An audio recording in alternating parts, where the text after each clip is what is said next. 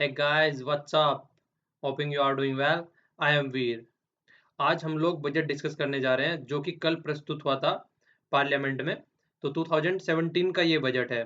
इस बजट को हम इतने अच्छे से कवर करेंगे कि अगर आप इस लेक्चर को ढंग से सुनेंगे तो आपको इसके अलावा और कोई चीज़ देखने की ज़रूरत नहीं है। इतने होलिस्टिकली मैं इसको कवर करके चलूँगा यहाँ पे। कवर में क्या-क्या करना है हम लोगों को, पहले तो देखेंगे हम कि बजट की जो कॉन्स्टिट्यूशनल सिचुएशंस होती है, कॉन्स्टिट्यूशन में किस पार्ट में रखा गया है, किस आर्टिकल में रखा गया है, पहले तो वो सारी चीज़ें देखेंगे। उसके बाद में फिर ट्रेडिशंस देखेंगे जो बजट से जुड़ी हुई आ रही हैं आज तक और कौन-कौन सी हमने चेंज कर दी हैं। हालाँकि ये वाला पोर्शन मैं पहले भी डिस्कस कर चुका हूँ वीडियो में, फिर से एक बार रिवीजन हो जाएगा।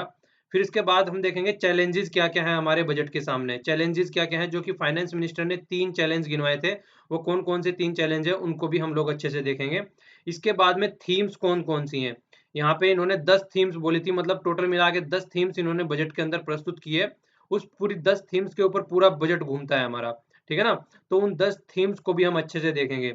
उसके बाद में हम देखेंगे डिमोनेटाइजेशन क्या होता है, डिमोनेटाइजेशन कैसे काम करता है और किस तरीके से उसने हमारे इसको इकोनॉमी को इम्पैक्ट डाला है, शॉर्ट टर्म या लॉन्ग टर्म क्या-क्या इम्पैक्ट है उसके, वो सारी चीज़ें देखेंगे। उसके बाद में हम सारे सेक्टर्स देखेंगे, एग्रीकल्चर से रिलेटेड सेक्टर देखेंगे, हेल्थ से रिलेटेड सेक्टर देखेंगे, टैक्स से रिलेटेड सेक्टर देखेंगे, टैक्स में क्या-क्या रिफॉर्म करने की बात चली गई है।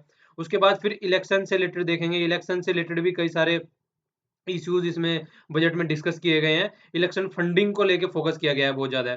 उस पे मतलब एक तरीके से इलेक्शन फंडिंग के ऊपर क्वेश्चन मार्क लगाया गया है बजट में। तो उसको किस तरीके से आगे हैंडल करके चलना है, वो भी उसमें उसकी भी थोड़ी गाइडलाइन दी गई है यहाँ पे। उसके बाद में देखिए रेलवे के ऊपर देखेंगे, जैसे आप सभी लोग जानते हैं रेलवे बजट को अब की बार जो हमारा यूनियन बजट है उसके साथ में ऐड कर दिया गया है। तो रेलवे बजट में क्या-क्या चीज़ें अब की बार इन्होंने दी हैं, उन चीज़ों को देखेंगे और रेलवे बजट की रेलवे के देखिए जो मेन फंडा है रेलवे का पीछे उसका सिक्योरिटी। सिक्योरिटी हमको प्रोवाइड करा के चलानी है अच्छे से। जैसे आप सभी लोग जानते हैं अभी कुछ दिनों पहले कई सारे रेल एक्सीडेंट हुए हैं, बहुत सारे आदमी मारे गए। तो इसीलिए वो सारे प्रोविज़न इसमें डाले गए हैं, किस तरीके से चीज़ों को हैंडल करके चलना है। होलिस्टिकली ये सारी चीज़ें हम कवर करके चलेंगे, बहुत सारी फैक्चुअल भी इन्फॉर्मेशन है। इसके बाद भी मैंने बहुत सारी पिक्चर्स भी इसमें डाली है, जिससे कि आप लोगों का इंटरेस्ट बना रहे। तो लेक्चर को इंटरेस्ट वे में मतलब बने रहिए, सुनने की कोशिश कीजिए और बाकी तो मैं सँभाल ही लूँगा फिर। मतलब बहुत अच्छे से एक्सप्लेन करूँगा इंटरेस्ट बना के, ठीक है ना? देखिए आइए देखते हैं पहले थोड़ा। ये वाले पहले स्टार्टिंग में कुछ फैक्ट्स हैं, ठीक है? फैक्ट्स क्या है, जो बजट नाम का आप वर्ड सुनते हैं ना, ये बजट नाम का वर्ड कहीं भी मेंशन नहीं है हमारे कॉन्स्टिट्यूशन में। कॉन्स्टिट्यूशन के पार्ट 5 चैप्टर 2 में आर्टिकल 102 102 नहीं सॉरी 112 112 में क्या मेंशन है, यह एनुअल फाइनेंशियल स्टेटमेंट, ये यहाँ पे मेंशन है। और एनुअल फाइनेंशियल स्टेटमेंट जो है, देखिए हमारी गवर्नमेंट के जितने भी काम होते हैं वो सारे प्रेसिडेंट ऑफ इंडिया के नाम पे होते हैं। अगर कोई भी चीजें हमारी गवर्नमेंट में हो रही है, मतलब पार्लियामेंट में जो भी काम हो रहा है वो हमारे प्रेसिडेंट के नाम पे होते हैं। तो इसलिए कहीं ना कहीं इस जो एनुअल जो बजट है वो भी एक तरीके से जब प्रेसिडेंट डिफाइन कर देता है ना, उसके बाद में फिर बजट आता है हमारा। जैसे आप लोगों ने अभी देखा होगा कि हमारे जो एक मेंबर ऑफ पार्लियामेंट है वो एक्सपायर हो गए हैं। उसके बाद में जो अपोजिशन वाले थे वो कह रहे थे कि आज बजट मत रखो, पर किंतु परंतु अपितु बल्कि हुआ क्या था, हुआ ये था कि जो प्रेसिडेंट ने एक बार डिफाइन कर दिया कि बजट प्रस्तुत करना है 1 तारीख को, तो ये कॉन्स्टिट्यूशनल ओब्लिगेशन हो गया। मतलब ये आपको करना ही करना पड़ेगा कॉन्स्टिट्यूशन के हिसाब से। क्यों? क्योंकि वो मेंशन हो गया एक तरीके से कि अब इसको करना ही करना है। ये एक तरीके से बाइंडिंग हो जाता है यहाँ पे बजट जो है हमारा, ठीक है? और बजट देखिए, इसको बजट हम नॉर्मल भाषा में बोलते हैं, कॉमनली इसको बजट बोलते हैं, वैसे इसको ये बोलते हैं, ठीक है? तो एग्जाम में ये वाला पॉइंट तो एग्जाम में बहुत बार पूछा जाता है। उसके बाद में देखिए क्या है, बजट एक ऐसा डॉक्यूमेंट होता है, बजट बनाने के लिए लगभग 1 हफ्ता पहले जब बजट को प्रस्तुत करना होता है, तो उसके लगभग 1 हफ्ता पहले नॉर्थ ब्लॉक में पूरा डिपार्टमेंट जाके मतलब एक तरीके से सेट हो जाता है। उसके बाद उनका नहाना, धोना, खाना-पीना सब उसी डिपार्टमेंट के अंदर चलता है और जब बजट प्रस्तुत कर लिया जाता है, उसके बाद में वो यहाँ से निकल के आते हैं। कौन-सा है वो, जिस बिल्डिंग में ये लोग रहते हैं, जाके बजट बनाते हैं, ये वाली नॉर्थ ब्लॉक की बिल्डिंग है। ये वाली जो सामने बिल्डिंग जा रहे हैं, इसमें जाके यहाँ पे ये पूरा बजट तैयार करते हैं। वहाँ पे पूरी फैसिलिटीज होती है, सब चीजें, प्रिंटिंग मशीन वगैरह जो जो इनको करना होता है, जो जो भी इनको चाहिए वहाँ पे। उसके बाद में पूरा 1 हफ्ते बाद ये लोग निकल के आते हैं। टिल 2016 2016 तक क्या हुआ है, जो last working day of the फरवरी होता है, मतलब फरवरी का आखिरी दिन, अगर फरवरी 28 की है तो 28, और अगर 29 की है तो 29, मतलब लीप ईयर में जैसे 29 की हो जाती है ना, तो जो लीप ईयर होता है उसमें 29 की हो जाती है। तो 28 और 29 जो भी उस मतलब साल का आखिरी दिन होगा उसमें पहले हमारा बजट प्रस्तुत किया जाता था पार्लियामेंट में। लेकिन क्या हुआ है 2017 से मतलब अभी की बार मतलब कल से क्या हो गया है, फर्स्ट डे ऑफ फरवरी कर दिया गया इसको चेंज करके। क्यों कर दिया, इसके पीछे भी कई सारे रीजन है। पहला तो सबसे इंपॉर्टेंट रीजन क्या है, हमारा जो फाइनेंशियल ईयर स्टार्ट होता है वो 1 अप्रैल से स्टार्ट होता है। मतलब यहाँ पे देखिए थोड़ा, जो हमारा ईयर होता है कंप्लीट जिसके हिसाब से हमारी गवर्नमेंट काम करती है, वो हमारा कब से कब तक होता है, 1 अप्रैल से लेके 31 ऑफ मार्च तक होता है। तो इसके बीच में हमारा पूरा फाइनेंशियल ईयर चलता है। ठीक है, तो इस फाइनेंशियल ईयर के बेस, इस ये फाइनेंशियल ईयर जो हमारा 1 तारीख से स्टार्ट हो रहा है उसको देखते हुए इन्होंने क्या किया, बजट को थोड़ा पहले ला दिया। क्यों, क्योंकि जैसे 28 फरवरी को या 29 फरवरी को अगर हम बजट को प्रस्तुत करते हैं तो उसके बाद में इतना टाइम नहीं बचता था हम लोगों के पास में कि उसको प्रॉपर साल को स्टार्ट होने से पहले हम एक पूरा ढांचा बना सके। ये एक ऐसे बात हो गई, जैसे मान लीजिए आपको प्रिपरेशन स्टार्ट करनी है, तो प्रिपरेशन स्टार्ट करनी है मान लीजिए आपको 1 अप्रैल से। तो 1 अप्रैल को प्रिपरेशन स्टार्ट करने से पहले आपको क्या चाहिए, पहले आपको एक बार सबसे पहले तो कौन सा एग्जाम की तैयारी कर रहे हैं वो डिसाइड करना है। फिर उसका सिलेबस देखना है, सिलेबस देखने के बाद में आपके पास मटेरियल होना चाहिए। मटेरियल होने के बाद में आपके पास में मतलब टेबल वगैरह या पेन वगैरह या फिर कॉपी वगैरह ये सारी चीजें होनी चाहिए। उसके बाद ही तो जाके आप अपनी प्रिपरेशन स्टार्ट करेंगे सारी। तो ये एक तरीके से प्रिपरेशन जो होती है वहां तक अगला साल में एंटर करने के लिए वो टाइम कम मिलता था हम लोगों को। अब यहाँ पे वो टाइम अच्छे से मिल जाएगा जिसके हिसाब से अब जो नया साल स्टार्ट होगा मतलब इसके हिसाब से फाइनेंशियल ईयर के हिसाब से जो 1 तारीख से 1 अप्रैल से स्टार्ट होगा, वहां पे इनको टाइम अच्छा मिल जाएगा और चीजें सेट हो जाएंगी आराम से। और दूसरा क्या होता है, फिर देखिए आप लोगों को पता होगा मानसून आता है। मानसून लगभग जून में स्टार्ट हो जाता है मानसून। तो जून में जो मानसून होता है, मानसून से पहले बहुत सारी अरेंजमेंट करनी होती है। क्यों, क्योंकि हमारा पूरा एग्रीकल्चर सेक्टर जो है ना मैक्सिमम मानसून के ऊपर डिपेंड है। मानसून से यहाँ पे बारिश होती है जिसकी वजह से हमारी खेती होती है, और खेती के ऊपर लगभग हमारी 60 से 65% पॉपुलेशन डिपेंडेंट है। तो इसीलिए ये सारी चीजें की गई हैं कि बजट को थोड़ा पहले लाओ जिससे प्रॉपर वे में सारी चीजें हो सके आगे आगे। ओके, अब देखिए ट्रेडिशन है, वैसे तो पहले भी लेक्चर हुआ था, मैंने उसमें इनको एक्सप्लेन किया था। थोड़ा सा एक बार हल्का सा यहाँ पे बता देता हूँ। टाइम जो है बजट का, पहले बजट क्या हुआ करता था, अंटिल मतलब 1999 तक, 1999 तक क्या होता था, ये 5 बजे को प्रस्तुत किया जाता था शाम को, last working day of February, जो कि मैंने पहले भी बताया अभी। तो ये क्यों होता था, क्यों होता था, क्योंकि हम जो थे पहले 1947 से पहले हम क्या थे, गुलाम थे एक तरीके से। अंग्रेज हमारे ऊपर राज कर रहे थे। तो अंग्रेज क्या करते थे, पहले तो अपना बजट प्रस्तुत करते थे अपने देश में दोपहर में। जब दोपहर में अपना बजट प्रस्तुत करते थे तो अपना बजट खत्म करने के बाद में फिर वो इंडिया में आते थे बजट प्रस्तुत करने, तो शाम को इंडिया में करते थे। तो हम वही ट्रेडिशन फॉलो करते हुए आ रहे थे। पर लेकिन 2001 में एनडीए गवर्नमेंट ने उसको खत्म कर दिया। अटल बिहारी वाजपेयी जी की गवर्नमेंट थी जब हमने इसको चेंज किया, और यशवंत सिन्हा उस टाइम पे फाइनेंस मिनिस्टर थे। फिर उसके बाद में जो डेट चेंज की गई है, अब हमने डेट चेंज कर दी है। डेट चेंज कर दी है, ये भी कॉलोनियल एरा का लगभग चला हुआ आ रहा था चीजें, कि वर्किंग डे फरवरी के लास्ट डे में हमको प्रस्तुत करना होता था पहले। अब इसको चेंज कर दिया अरुण जेटली जी ने, जो कि फाइनेंस मिनिस्टर है।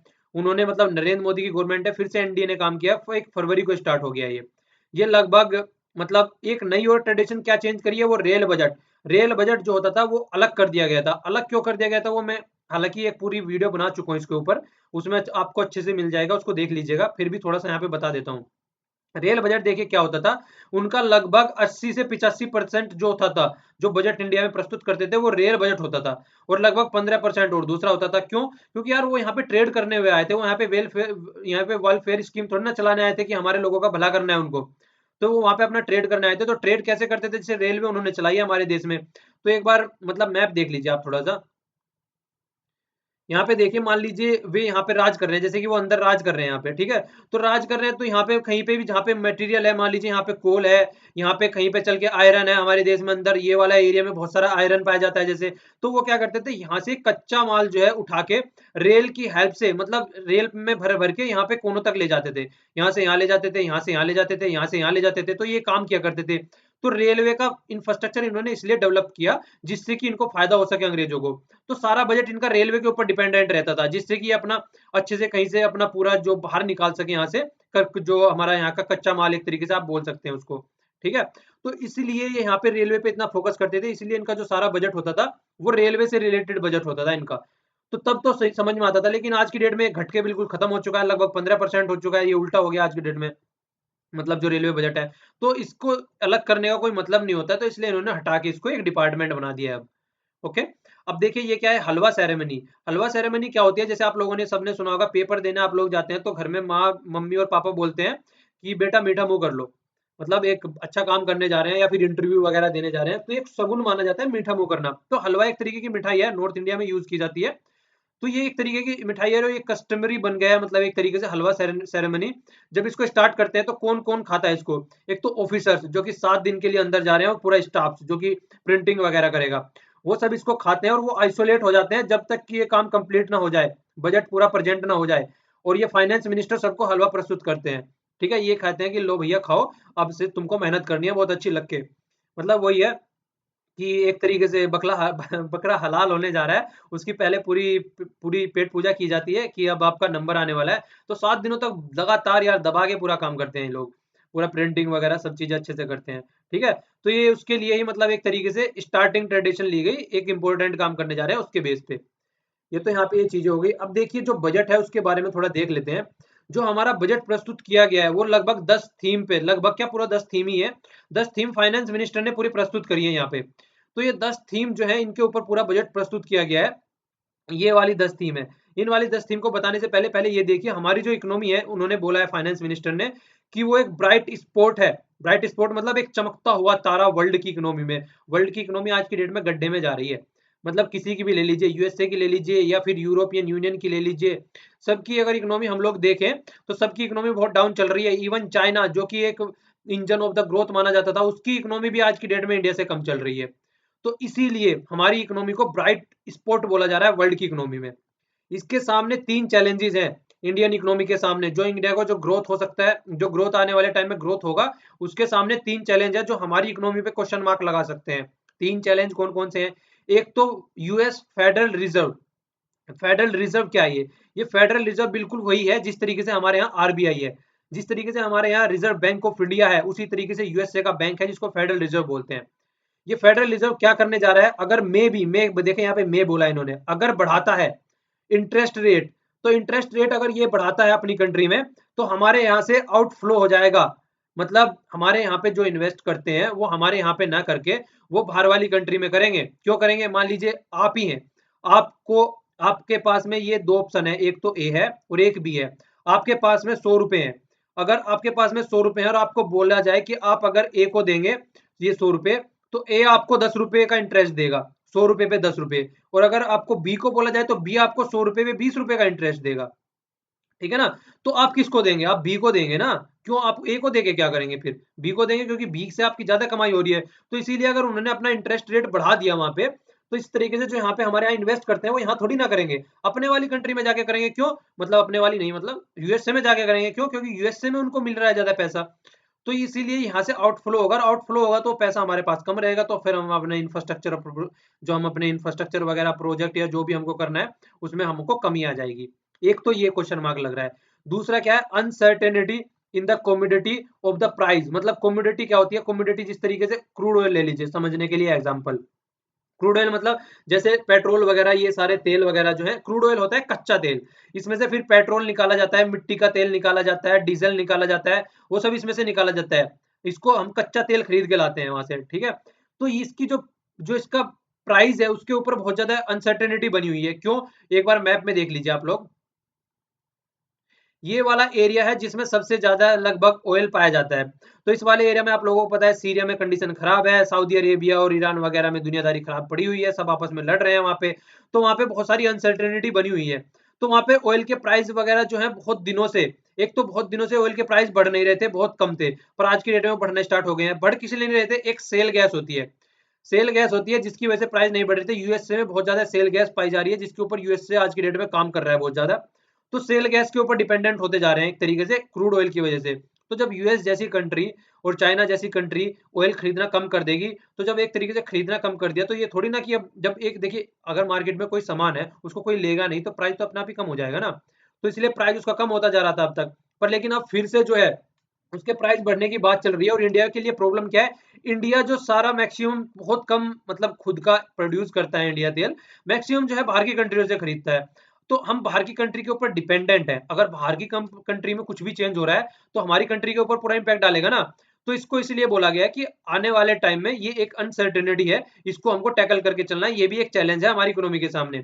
और तीसरा देखिए क्या बोला है इन्होंने, बोला है ग्लोबलाइजेशन के ऊपर क्वेश्चन मार्क लगता जा रहा है आज की डेट में। मतलब सब प्रोटेक्शनिज्म की पॉलिसी अपना रहे हैं। प्रोटेक्शनिज्म कैसे, जैसे यूएस के इलेक्शन हुए और ब्रेक्जिट, ये भी आप एक बार मैप में देख लीजिए, यहाँ पे ज्यादा समझ में आएगी। ब्रेक्जिट क्या है, ये हो गया, बी हो गया ब्रिटेन, यहाँ पे यूनाइटेड किंगडम, ठीक है ना, और ये हो गया पूरा यूरोपियन यूनियन। तो ब्रेक्जिट क्या हुआ है, वहां पे अभी रेफरेंडम हुआ था, रेफरेंडम में इनसे पूछा गया था कि आपको यूरोपियन यूनियन के साथ में रहना है, बाहर जाना है। तो अपने जो सिटीजन है उनसे यस और नो में पूछा गया था, तो सिटीजन ने बोला कि हमको इससे बाहर निकलना है। तो ब्रेक्जिट मतलब ब्रिटेन एग्जिट, ब्रिटेन को बाहर निकलना था यूरोपियन यूनियन से, तो इसको ब्रेक्जिट बोलते हैं। तो ये ब्रिटेन अब बाहर निकल रहे हैं यहाँ से, तो इसी के ऊपर ये बातें कर रहे हैं। तो बाहर निकल के आ गए, अब खुद इंडिपेंडेंट हो गए, अपनी खुद की पॉलिसी देखेंगे। अब बाहर से मान लीजिए कोई रिफ्यूजी यहाँ से, यहाँ लड़ाई हो रही है, तो यहाँ से अगर कोई रिफ्यूजी होता है, जो आदमी अपनी कंट्री से बाहर जाता है अपनी कंट्री में कोई ट्रबल की वजह से, तो कोई रिफ्यूजी अगर यहाँ पे जा रहा था, पहले यहाँ पे जा रहा था, यहाँ पे जा रहा था, अब यहाँ पे जा रहा है मान लीजिए, अगर यहाँ पे जा रहा था, ब्रिटेन खुद डिसाइड कर सकता है कि वो रिफ्यूजी आना चाहिए यहाँ पे, नहीं आना चाहिए। पहले तो यूरोपियन यूनियन पूरा मिलकर डिसाइड करता था। इसी तरीके से यूएसए भी क्या कर रहा है, उन्होंने देखा होगा आज की डेट में डोनाल्ड ट्रंप जो है वहां के प्रेसिडेंट, जो 45वें प्रेसिडेंट चुन के आए हैं, उन्होंने क्या किया, बैन लगा दिया पूरे उस पे, कई सारी मुस्लिम कंट्रियों में बैन लगा दिया है। और मैक्सिको के लिए भी एक बोल रहे हैं कि एक दीवार खड़ी करेंगे कि मैक्सिको से यहाँ इलीगल काम ना हो सके आके। तो ऐसे ऐसे चीज कर रहे हैं। तो एक तरीके से ग्लोबलाइजेशन जो स्टार्ट हुआ था, मतलब हमारे यहाँ भी स्टार्ट हुआ था 1991 में, 1991 में हमारी इकोनॉमी ओपन कर दी गई थी, बाहर वाली कंट्री आके हमारे यहाँ इन्वेस्ट कर सकती है, इसलिए ओपन कर दी गई थी। पर लेकिन अब क्या हो गया, अब ऐसा कुछ नहीं हो रहा है। इसको बोला जा रहा है कि अब सब ग्लोबलाइजेशन से खत्म हो रहे हैं और सब अपने अपने फोकस करने पे लगे हुए हैं। मतलब जैसे कि सब बोल रहे हैं कि बाहर की कंपनी हमारी कंट्री में नहीं आनी चाहिए यहाँ पे, क्यों, क्योंकि वो यहाँ पे आती हैं तो हमारे यहाँ पे मतलब एक तरीके से अपने मतलब जितनी भी कंट्री है अगर यहाँ पे आएंगी, तो दूसरी बाहर की कंट्री से यहाँ पे आदमी आएंगे या कंपनी आएंगी। तो ये मान लीजिए इंडिया की कंपनी है, तो यूएसए में जा रही है, तो यूएसए में जा रही है इंडिया की कंपनी, तो एक तरीके से एक तो वो चीजें हो गई, हमारी कंट्री तो मतलब हमारी कंपनी जा रही है ना वहाँ पे, तो यूएसए वाले क्या कहते हैं, हमारी कंपनी को मतलब यूएसए वाली कंपनी को बाहर नहीं जाने दे रहे हैं जो डोनाल्ड ट्रम्प, वो कह रहे हैं अपनी कंट्री में रहो। और जो बाहर से आदमी आ रहे हैं उनको कह रहे हैं कि बाहर जाओ निकल के यहाँ से, क्यों, क्योंकि हम अपने अपने अपने आदमियों को जॉब देनी है। तो इस तरीके की पॉलिसी चल रही है, ये भी एक चैलेंज है आने वाले टाइम में इकोनॉमी के सामने। ठीक है, तो ये तो चैलेंजेस हो गए। अब देखिए ये जो 10 इन्होंने थीम बताई है, थीम होता है कंप्लीट टॉपिक कह सकते हैं आप उसको, जिसके ऊपर पूरा बजट डिस्कस किया गया। इसमें क्या है, पहला तो है फार्मिंग, मतलब हमारा जो फार्म सेक्टर है उसका क्या है, हमको किस तरीके से उसको लेके चलना है। रूरल पॉपुलेशन क्या है हमारी, रूरल पॉपुलेशन कैसी है और किस तरीके से उसके ऊपर इम्पैक्ट पड़ रहा है। यूथ की, हमारी कंट्री के यूथ की क्या सिचुएशन है। पुअर एंड अंडर प्रिविलेज, मतलब पुअर आदमी और अंडर प्रिविलेज जिसको ढंग से हेल्थ की फैसिलिटीज नहीं मिल पा रही है, उनका क्या कंडीशन है। इंफ्रास्ट्रक्चर, जैसे कि डीएमआरसी हम प्रोजेक्ट बना रहे हैं बहुत सारे रेलवे के, या फिर हम सोलर सिस्टम का प्रोजेक्ट बना रहे हैं, मतलब इस तरीके का कोई भी प्रोजेक्ट बना रहे हैं, रोड बना रहे हैं, या फिर कोई भी विंड एनर्जी से रिलेटेड प्रोजेक्ट बना रहे हैं, या कोई भी प्रोजेक्ट बना रहे हैं, मतलब आप एक तरीके से कुछ भी बोल सकते हैं इसमें, जितने भी इंफ्रास्ट्रक्चर के प्रोजेक्ट होते हैं। ठीक है, फाइनेंशियल सेक्टर को और स्ट्रॉन्ग करना है, जितने इंस्टीट्यूशन है फाइनेंशियल, जैसे कि अपना बैंकिंग इंस्टीट्यूशन ही ले लीजिए, उनको अपना स्ट्रॉन्ग बनाना है। अकाउंटेबिलिटी, मतलब एक तरीके की अकाउंटेबिलिटी होनी चाहिए, करप्शन नहीं होना चाहिए, ब्लैक मनी नहीं होनी चाहिए, ये सब वॉश आउट होने चाहिए यहाँ से। पब्लिक सर्विस, पब्लिक को सर्विस प्रोवाइड करानी चाहिए अच्छे टाइम पे। ये नहीं है कि जैसे आरटीआई के लिए मान लीजिए आप गए, आरटीआई के लिए आपने आरटीआई के लिए वहां पे कुछ पहल डाली, तो वहां पे मान लीजिए आपने गुहार लगाई कि आरटीआई की इन्फॉर्मेशन चाहिए, इतने लंबे टाइम तक पड़ी है, कुछ हो ही नहीं रहा है। एम्स में आप एडमिशन लिया अपने बीमारी से रिलेटेड, मतलब एम्स में आप एडमिट हो गए, एम्स में जाके पता चल रहा है वहां पड़े हुए हैं बहुत दिनों से, वहां पे इलाज ही नहीं हो रहा है। तो सर्विस जो है वो अच्छी होनी चाहिए, इस पे फोकस करना है हम लोगों को।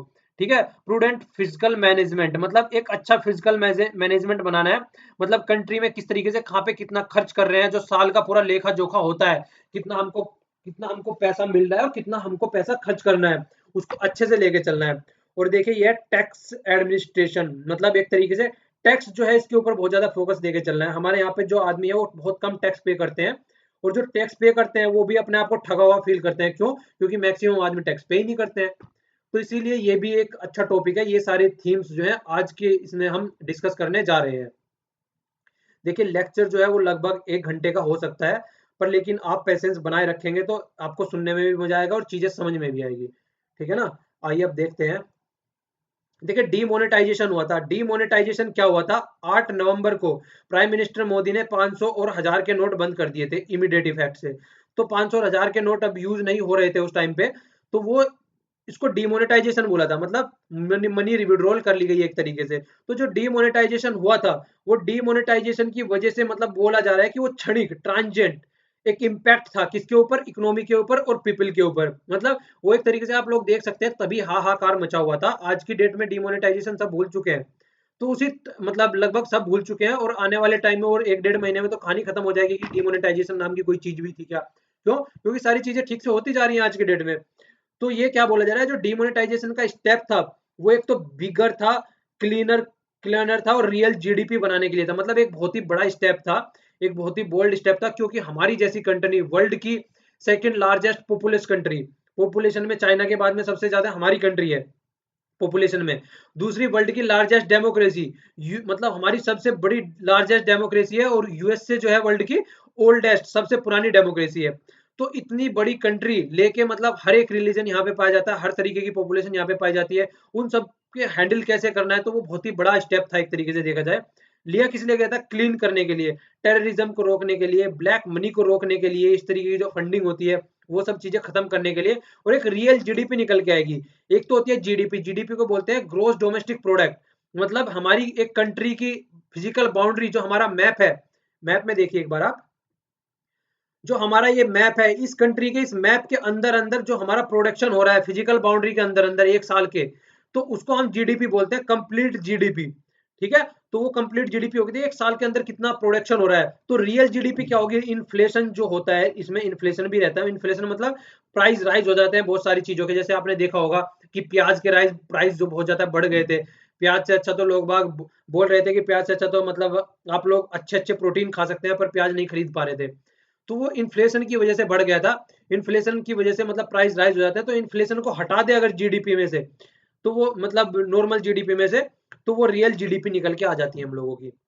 इसको देखिए बोल्ड और डिसिसिव इंसेप्ट वो डिसिसिव, मतलब एक तरीके से डिसीजन भी बोला गया है, बोल्ड और डिसिसिव, मतलब एक बहुत ही प्रूडेंट डिसीजन बोला गया है, इसको बहुत ही अच्छा डिसीजन बोला गया है। इससे हमारे आने वाले टाइम में जीडीपी का ग्रोथ बहुत अच्छा होने वाला है, क्योंकि अब गवर्नमेंट को पता है कि उनके पास में पैसा कितना है, बैंकिंग सिस्टम में कितना पैसा है, वो उसको आगे आने वाले टाइम में इन्वेस्ट करेंगे बहुत सारे एरिया में। तो उनके पास एक काउंटेड मनी है आज की डेट में, जो कि उनको पता नहीं था। पहले क्या था, हमारी कंट्री में एक पैरेलल इकोनॉमी चलती थी। मतलब अगर आरबीआई जो था वो रेट कम भी कर देता था, जैसे रेपो रेट या कोई भी रेट आरबीआई कम करता था, पर लेकिन ग्राउंड लेवल पे देखने को मिलता ही नहीं था वो रेट की सही हो रहा है या गलत हो रहा है। तो इसीलिए आज की डेट में क्या हो रहा है, अब गवर्नमेंट को पता है अगर आरबीआई कुछ भी चेंज कर रहा है तो नीचे तक इंपैक्ट डालेगा। क्यों? क्योंकि लक्स मैक्सिमम मनी जो है वो यहाँ पे आज की डेट में बैंक के पास में है यहाँ पे। और आगे ये क्या बोल रहे हैं यहाँ पे, आगे देखिए, ये बोल रहे हैं कि ये जो डिमोनेटाइजेशन का स्टेप जो लिया गया है, नोट स्पिल ओवर, मतलब आगे आने वाले टाइम में इसका कोई इम्पैक्ट नहीं पड़ेगा। नेक्स्ट जो फिजिकल ईयर आने वाला है, नेक्स्ट जो ईयर आने वाला है, उस पर इसका कोई इम्पैक्ट नहीं देखने को मिलेगा नेगेटिव सेंस में। पॉजिटिव ही पॉजिटिव इम्पैक्ट देखने को मिलेंगे। तो ये डिमोनेटाइजेशन था हम लोगों का। आइए अब देखते हैं आगे वाला कौन सा है। आगे वाला है एग्रीकल्चर सेक्टर। ये एग्रीकल्चर सेक्टर देखिए, हमारी जो कंट्री है एक तो बहुत ही ज्यादा एग्रीकल्चर के ऊपर डिपेंडेंट है। क्यों? क्योंकि हमारी 60 से 65% लगभग पॉपुलेशन आज की डेट में भी डायरेक्टली और इनडायरेक्टली, डायरेक्टली भी बोल सकते हैं आप, इनडायरेक्टली बोल सकते हैं, एग्रीकल्चर से कनेक्टेड है। तो बजट में उसके लिए क्या क्या प्रोविजन रखे गए हैं?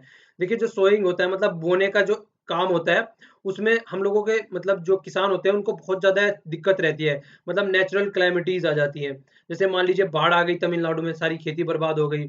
अभी कोई तूफान आ गया, या फिर सूखा पड़ गया, बहुत सारे एरिया में सूखा पड़ जाता है।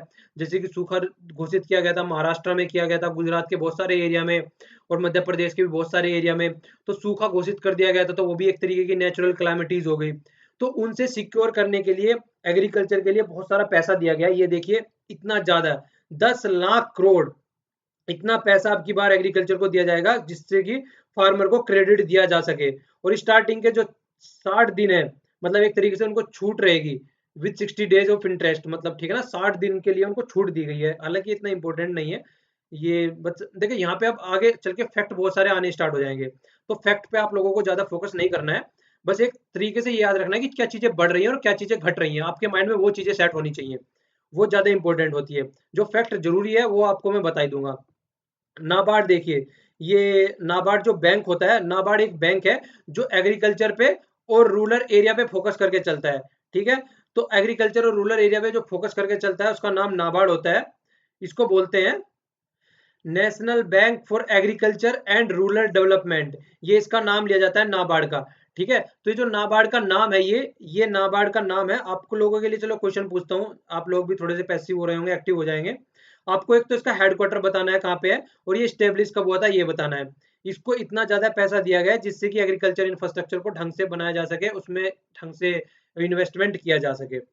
ओके, अब नेक्स्ट क्या है, मिनी लैब स्टेब्लिश की जाएगी। ये मिनी लैब किस लिए की जाएगी, ये सोइल टेस्टिंग के लिए। हमारे किसान जो है, मान लीजिए कोई एक फसल उगा रहे हैं, आप गेहूं ले लीजिए, गेहूं उगाए हैं, फिर दूसरे टाइम में फिर से गेहूं उगा दिए, या चावल ले लीजिए, चावल को कई कई बार रिपीटेशन में उगाया जाता है। तो उससे क्या होता है, चावल को उगाने के लिए जो न्यूट्रिशन चाहिए जमीन से वो कम होता चला जाता है, जैसे कि हम उगाते चले जाते हैं। तो सोइल को टेस्ट करना होता है, तो सोइल टेस्ट करने के लिए मिनी लैब सेटअप की जा रही जाएंगी, जिसको बोलते हैं कृषि विज्ञान केंद्र। मतलब कृषि विज्ञान केंद्र बोला जाएगा उन्हें। उसके बेस पे मिनी लैब सेटअप की जाएंगी। मतलब बोल सकते हैं एक तरीके से गाड़ी हो गई, गाड़ी में छोटी सी लैब लेके चले गए, खेतों में जाके टेस्ट कर दिया चीजों को। तो उस तरीके की चीजें हैं। और देखिए क्या है, माइक्रो इरिगेशन फंड। एक माइक्रो इरिगेशन फंड भी सेट किया जाएगा, ये भी नाबार्ड के थ्रू आएगा। नाबार्ड मैंने अभी बोला था आप लोगों को, एग्रीकल्चर और रूरल एरिया पे फोकस करके चलता है, तो इसके लिए भी इतना पैसा दिया गया है। इरिगेशन कोर्प्स, ये ठीक है ना, इस पे भी फोकस करके चल रहा है। मतलब इरिगेशन, एक तरीके से इरिगेशन पे फोकस करके चलना है कि इरिगेशन की फैसिलिटी किस तरीके से प्रोवाइड करानी है। देखिए आप लोगों ने ये थीम सुनी होगी, पर ड्रॉप मोर क्रॉप। ठीक है, ये बहुत ज्यादा सुनी गई है। पर ड्रॉप मोर क्रॉप का मतलब क्या है, मतलब कि पानी तो बहुत कम लगाना है आप लोगों को और पैदावार ज्यादा लेनी है, मतलब पानी वेस्ट नहीं करना है, कहने का मतलब ये है। डेयरी प्रोसेसिंग, जो डेयरी होती है, मतलब डेयरी प्रोडक्ट, आप जैसे दूध भी पीते हैं, अमूल का हो गया या फिर मदर डेयरी हो गया, तो ये सारे प्रोडक्ट जो है, इनको भी एक तरीके से, इनमें भी एक तरीके से इन्वेस्ट करना है, जिससे कि हमारी जो इकोनॉमी है वो अच्छे से काम करे आगे आने वाले टाइम में। और एक तरीके से ये फोकस क्यों किया जा रहा है, क्योंकि एग्रीकल्चर वाला एरिया है, और एग्रीकल्चर के बेस पे ही इन्होंने बोला था कि जो फार्मर की इनकम है वो हम डबल करेंगे। तो जो फार्मर की इनकम डबल होगी वो इन सब चीजों को मिला के ही होगी, ऐसे थोड़ी ना कि कहीं से आसमान से इनकम टपकेगी। तो इन छोटे छोटे एरिया में करना है इन्वेस्टमेंट, जिससे कि फार्मरों को एक प्रॉपर वे में इनकम मिल सके। ऊपर से क्या करना है, सोयल कार्ड दिया जाएगा चेकिंग करने के बाद में, जिससे कि उनको पता रहे कि कौन कौन सी एरिया में कौन कौन सी फसल हम लोग उगा सकते हैं। और ये देखिए, ये बहुत ही एक अच्छा कॉन्सेप्ट है जिसको बोलते हैं कॉन्ट्रैक्ट फार्मिंग। ये एक ऐसा कॉन्सेप्ट है जिसके बेस पे चीजों को बहुत अच्छे लेवल पे सुधारा जा सकता है। कॉन्ट्रैक्ट फार्मिंग क्या होता है, मान लीजिए आप एक किसान है, आपने गेहूं गेहूं बोया अपने खेत में, ठीक है ना, वीट बोया आपने, और ये मान लीजिए कोई मार्केट वाला बंदा है कोई, ठीक है ना, मान लीजिए मैं मार्केट वाला बंदा हूँ। तो यहाँ पे क्या हो गया, आप जो यहाँ पे कोई भी फसल उगा रहे हैं, और मतलब आप जो है मेरे साथ में कॉन्ट्रैक्ट रखेंगे, मतलब मैं आपको बोलूंगा कि आप ये वाली फसल उगाइए, मुझे ये वाली चाहिए मार्केट में फसल। तो आप वो वाली फसल उगाएंगे, तो उगाने के और खरीदने तक का सारा जो खर्चा होगा वो मैं, मतलब मैं दूंगा एक तरीके से। क्यों, क्योंकि मैं उस पर काम करवा रहा हूँ। तो प्रॉफिट जो होगा एक तरीके से मुझे भी होगा बहुत ज्यादा प्रॉफिट। क्यों, क्योंकि मैं अपनी मनपसंद की फसल उगा रहा हूँ और अपनी मनपसंद की बीज वाली क्वालिटी का आप लोगों से बोया है मैंने। तो एक तरीके से दोनों को फायदा होता है, उसको अच्छा प्रोडक्ट मिल जाता है, जो मतलब मार्केट वाला बंदा होता है, और जो फार्मर होता है उसको अच्छी इनकम मिल जाती है। तो ये सारी चीजें फोकस करके चलनी है। तो इस तरीके से कॉन्ट्रैक्ट फार्मिंग होती है, मतलब एक तरीके से फार्मिंग को, एग्रीकल्चर को मार्केट के साथ में अटैच कर देना, जिससे कि लोगों को बहुत ज्यादा फायदा होए। ये हो गया कॉन्ट्रैक्ट फार्मिंग। आगे रूरल पॉपुलेशन पे फोकस किया, हमारे गांव की जो पॉपुलेशन है, हमारे गांव वाले एरिया में जो आदमी रहते हैं, उन पे फोकस किया गया है। एक मैं चीज और बता दूं यहाँ पे आप लोगों को, जो भी रेड में मैंने बना रखे हैं ना, ये रेड अक्षर लिख रखे हैं, ये वाले बहुत ही ज्यादा इंपॉर्टेंट है। हालांकि मैं बोलता भी रहूंगा, तो आप लोगों को उन पे फोकस करके चलना है। ठीक है, कुछ भी याद ना रहे तो ये तो याद रखने ही रखने हैं कम से कम।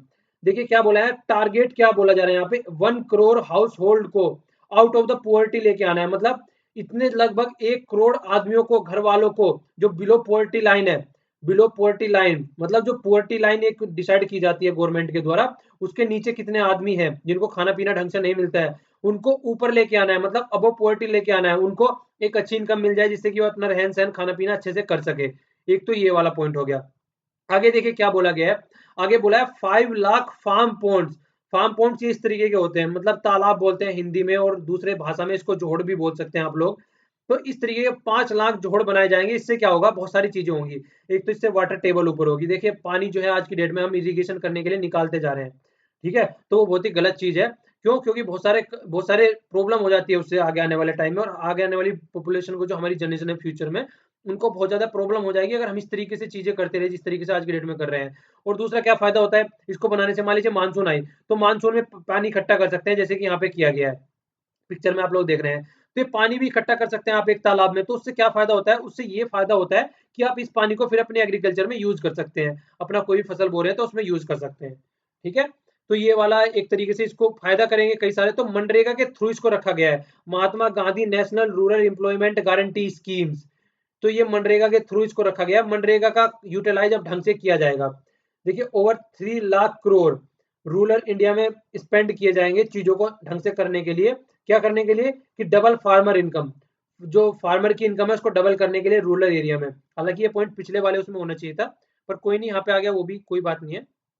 तो ये वे डबल फार्मर की इनकम डबल करनी है, ठीक है ना? आगे देखिए क्या बोला गया, आगे बोला गया कि जो मनरेगा के अंदर काम करते हैं, मनरेगा में जब कोई काम करता है, तो ये बोला जाता है कि जो आदमी काम करने जा रहा है, उसको लगभग 100 दिन के लिए काम मिलेगा।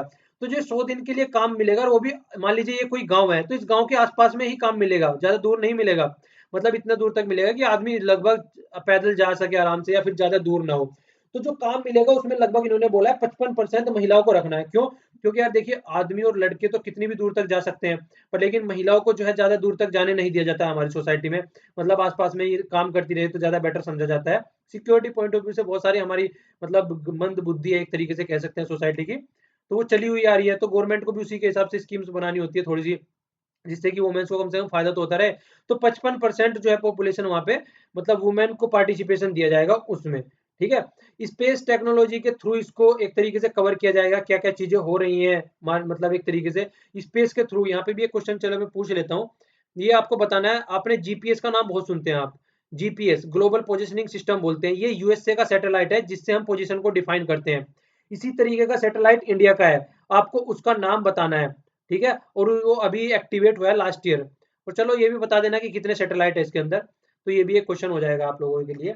इससे आप लोगों के अंदर थोड़ी एक्टिविटी रहेगी कि हम लोगों को भी कुछ मतलब रिप्लाई करना है। ये थोड़ी ना कि मैं ही बोलता रहूँगा। आप लोगों को भी लगवाऊँगा साथ में, टेंशन मत लो। आप लोगों को साथ में लेके चलूँगा।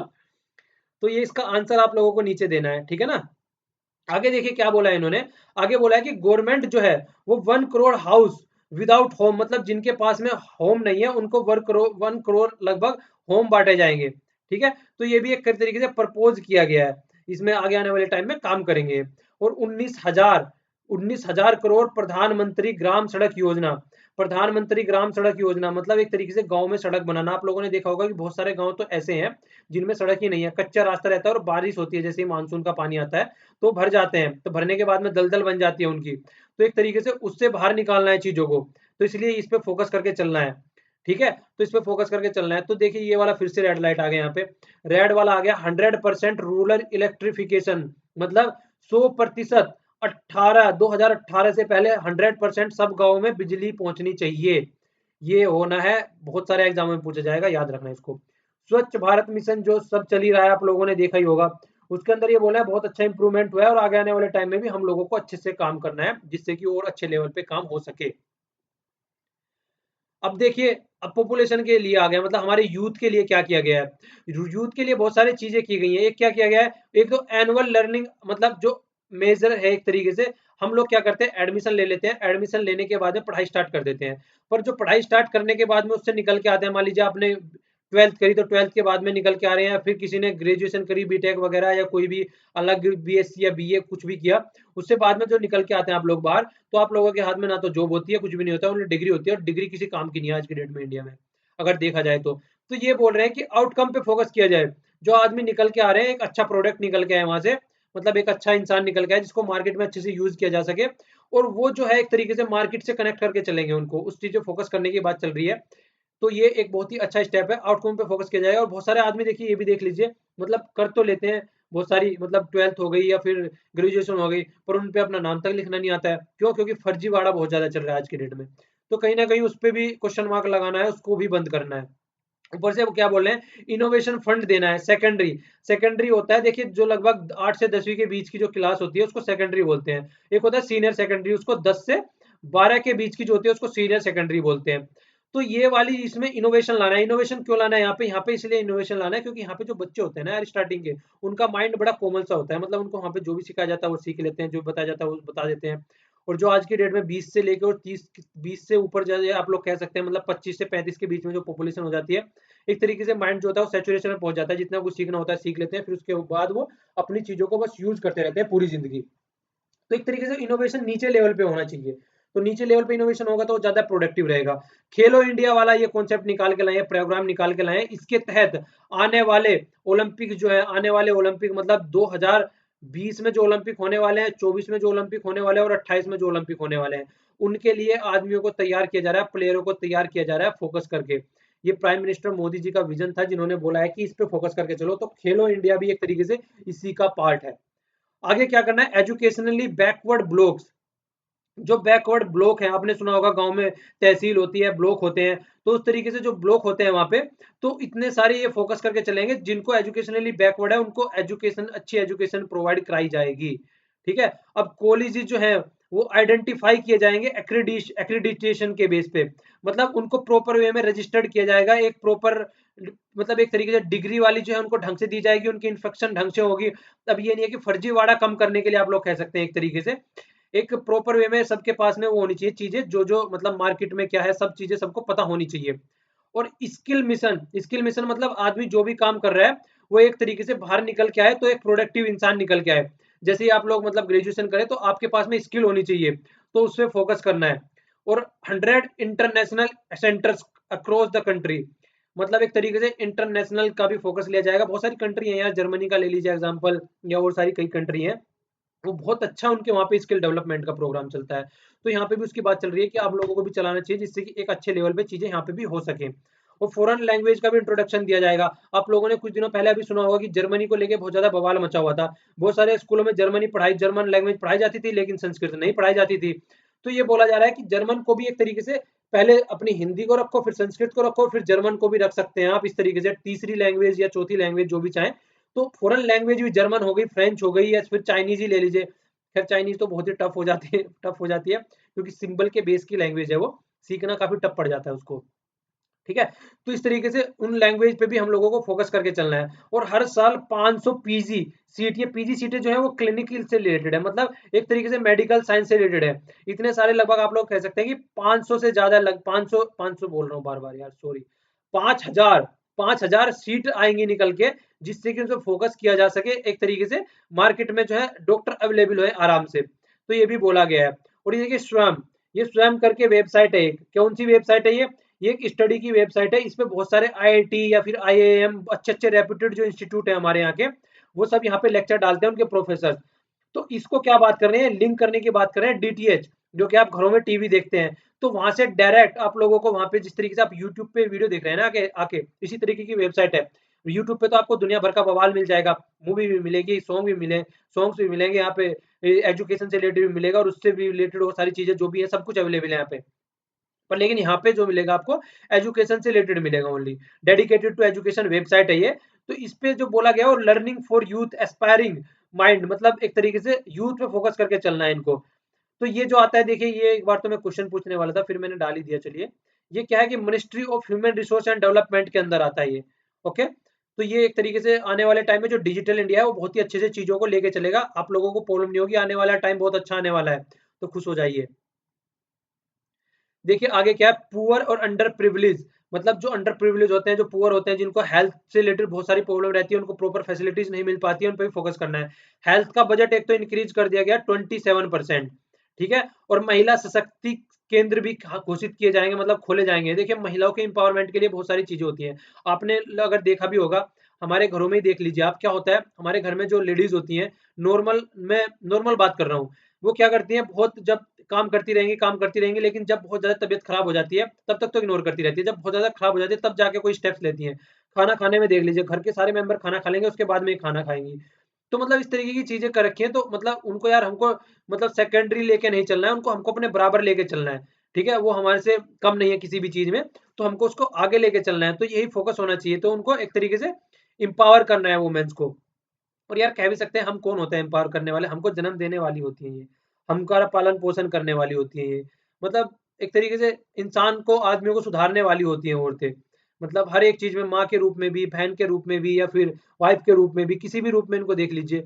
तो मतलब फिर भी कितनी गंदी, मतलब एक तरीके से क्वेश्चन मार्क लगाती है हमारी सोसाइटी के ऊपर कि हम इनको एम्पावर करने की बात कर रहे हैं, जो हमको पैदा करती हैं। मतलब देखिए, ये बहुत ही गलत टेंडेंसी हो गई है सोसाइटी की, तो उसमें से बाहर निकल रही है हालाँकि, आगे आने वाले टाइम में और अच्छे से वो निकल जाएँगी चीज़ें, मतलब अच्छे लेवल पे काम हो रहा है। प्रेग्नेंट वुमेन के लिए बोला गया है, आज की डेट में क्या होता है देखिए, दाई वगैरह गाँव में डिलीवरी कर देती हैं, मतलब हॉस्पिटल तक नहीं जाते हैं। तो उससे क्या होता है, बहुत सारे बच्चे एक्सपायर हो जाते हैं, क्योंकि वहाँ पे मेडिकल फैसिलिटीज़ अवेलेबल नहीं होती है। तो इन्होंने बोला जो मेडिकल फैसिलिटीज़, मतलब इंस्टीट्यूशनल डिलीवरी बोलते हैं इसको, जो इंस्टीट्यूशनल डिलीवरी कराएगा उसको लगभग 6,000 रुपए मिलेंगे, जिससे कि वो लालन पोषण भी कर सके बच्चों का। और इंफ्रास्ट्रक्चर, मतलब एक तरीके से इस तरीके की इंफ्रास्ट्रक्चर बढ़ानी है, जिससे कि ये अफोर्डेबल हो सके लोगों को, ये सारी चीजें भी, ठीक है ना। और आगे क्या है कि इंफ्रास्ट्रक्चर अफोर्डेबल हाउसिंग के लिए इन्होंने बोला है यहाँ पे, मतलब एक तरीके से जो गरीब है, गरीब तबके के आदमी है, उनको हाउस नहीं मिल पाते हैं, तो उनको एक तरीके से अच्छी हाउस मिल सके, और इसके लिए भी इंफ्रास्ट्रक्चर डेवलपमेंट करना ही होता है। देखिए यार, सबको डिलीवरी प्रोवाइड करानी है, तो मतलब एक तरीके से उस तरीके के डॉक्टर होने चाहिए, सारी फैसिलिटीज होनी चाहिए, बेड की फैसिलिटी होनी चाहिए, तो वो भी करना है। तो ये सारी चीजें हो गई। आगे देखिए, ये बीमारी है, ये बहुत ही ज़्यादा इंपॉर्टेंट हो गया, ये रेड में मैंने बना रखा है, काला अजार। और ये मतलब बीमारी के नाम है ये वाली। पहले तो इनके एक बार फोटो भी देख लीजिए, हालांकि दिमाग खराब हो जाता है देख के, पर फिर भी देख लीजिए आप लोग। ये वाला देखिए, ये मीजल्स। मीजल्स में क्या होता है, इस तरीके के चत्ते से पड़ जाते हैं, मतलब बॉडी पे कई जगह, ठीक है ना। तो इस तरीके के चत्ते से पड़ जाते हैं, तो चत्ते पड़ने की वजह से ये सारी चीजें हो जाती हैं। ये होता है लिप्रोसी, मतलब लिप्रोसी बोलते हैं इसको। हाथों पे बहुत सारे मस्से मस्से टाइप के हो जाते हैं, और बहुत ज्यादा प्रॉब्लम हो जाती है एक तरीके से, ठीक है।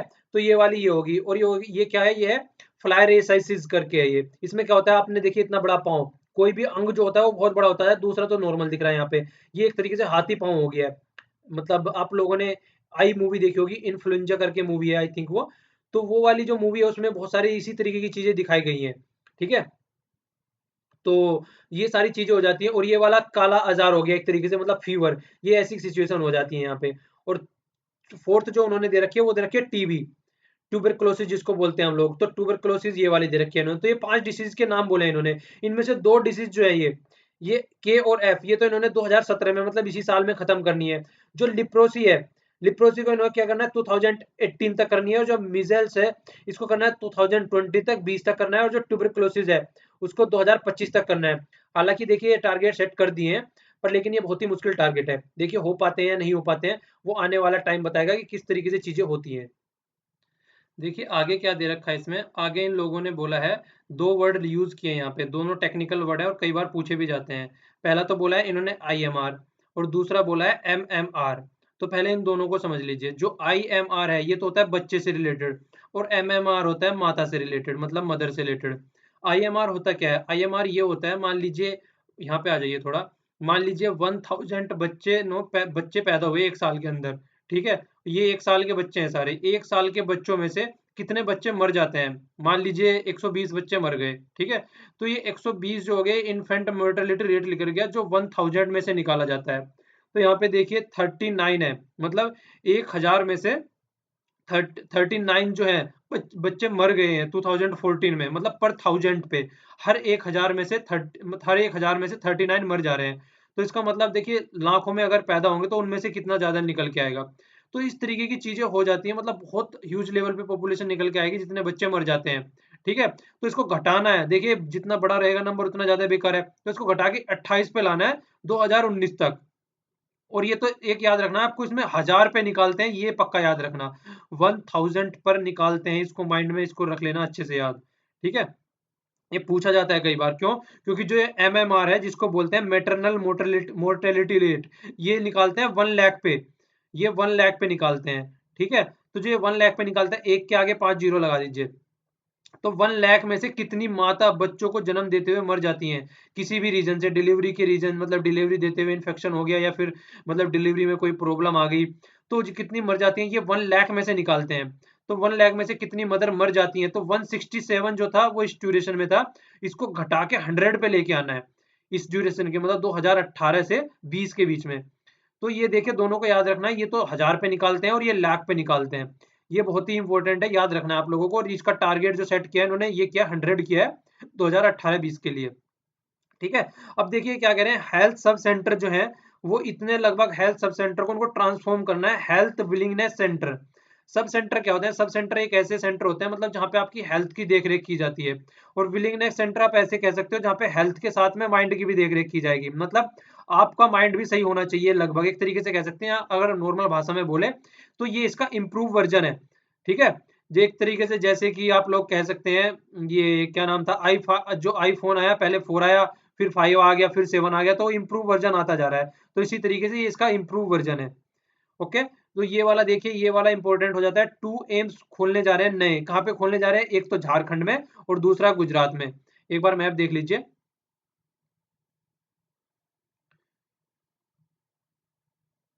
देखिए यहाँ पे खोलने जा रहे हैं, एक तो झारखंड में खुलेगा और दूसरा गुजरात में खुलेगा। यहाँ पे दो नए एम्स निकल के आएंगे। वैसे भी कई सारे, मतलब वैसे भी कई सारे एम्स पीछे भी हम लोगों ने खुले हैं। पहले दिल्ली में जो एम्स है उस पे ऊपर बहुत बर्डन रहता था।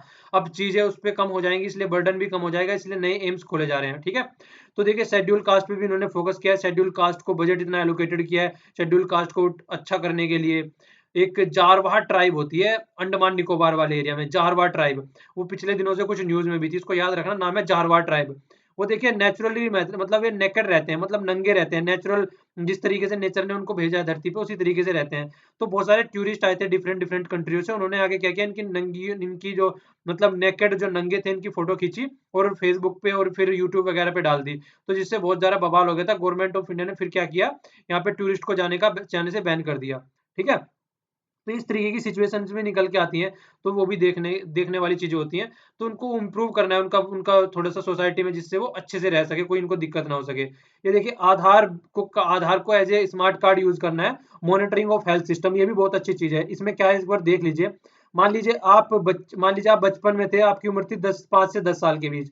उस टाइम पे कोई बीमारी हो गई, मान लीजिए फीवर वगैरह हो गया। अब आप हो गए हैं 15 से 20 साल के बीच में।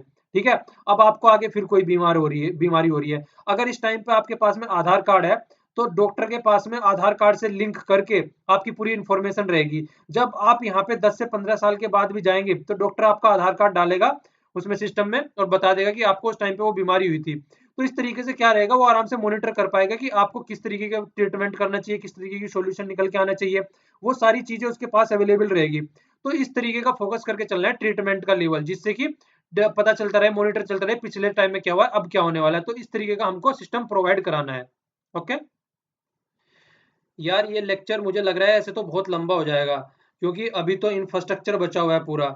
इंफ्रास्ट्रक्चर के बाद में रेलवे बचा हुआ है, जो कि बहुत इंपॉर्टेंट है। अब की बार वो इंटरमिक्स कर दिया है इसके साथ में, उसको भी अच्छे से पढ़ना है। एनर्जी, वो जो कि इतना इंपॉर्टेंट है। हम अपने यहाँ पे एनर्जी के ऑयल रिजर्व बनाने जा रहे हैं, तो कहाँ पे बनाने जा रहे हैं, कौन उन ऑयल के रिजर्व को भरेगा। ऊपर से एफडीआई में भी बहुत सारे रिफॉर्म किए हैं बजट में। और आगे चल के टैक्स में भी बहुत सारे रिफॉर्म किए हैं इन्होंने। तो बहुत जिनमें बहुत ज्यादा एक्सप्लेन करने की जरूरत है, जो कि इकोनॉमिक्स के मेन कॉन्सेप्ट है। तो मैं सोच रहा हूँ इनको आगे एक सीरीज और बना देता हूँ, आगे एक लेक्चर और बना देता हूँ, जिसमें चीजों को अच्छे से एक्सप्लेन करेंगे। ठीक है ना? तो आज के लिए इतना ही, अब सेकंड पार्ट लेके कल आऊंगा मैं। Thanks a lot for listening. जय हिंद।